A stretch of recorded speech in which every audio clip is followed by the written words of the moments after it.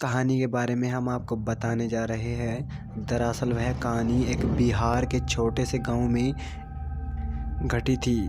इस गांव में 20 साल पुराना एक घर था जिसमें भूतों का वास होता था। वहां के लोगों का बताना है कि यहाँ करीब 20 साल पहले एक परिवार रहा करता था, जिसकी वजह से उस घर में एक के बाद एक मौत होनी शुरू हो गई।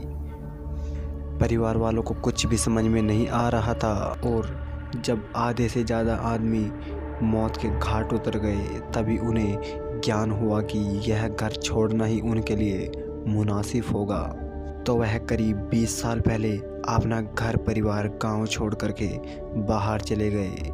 लेकिन जब वो बाहर गए तो उन्होंने एक बहुत पुराने तांत्रिक बाबा को बुलाया और उनसे बताया कि ऐसे करके हमारा पूरा का पूरा परिवार सिमट चुका है। आखिर इन मौतों के पीछे किसका हाथ है? फिर तांत्रिक बाबा ने बताया कि इन मौतों के पीछे किसी का हाथ नहीं बल्कि तुम्हारे परिवार का ही हाथ है।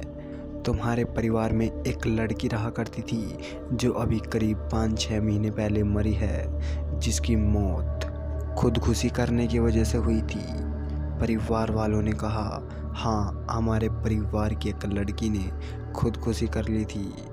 वह परिवार वालों से बहुत ज़्यादा गुस्से में थी, जिसकी वजह से उसने एक एक करके अपने पूरे परिवार को मौत के घाट उतार दिया।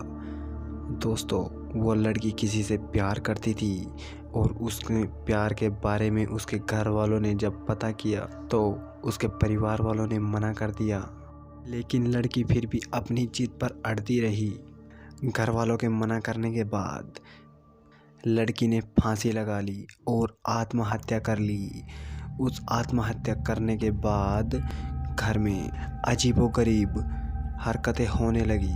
धीरे धीरे करके यह घटनाएं बहुत बड़ा रूप लेने लगी और एक एक करके घर के सारे परिवार को मौत के घाट उतारने लगी। और उन परिवार वालों के सपने में आया करती थी और बोला करती थी कि अगर तुम आराम से जीना चाहते हो तो तुम्हें यह घर नहीं बल्कि पूरा का पूरा गांव छोड़ना पड़ेगा।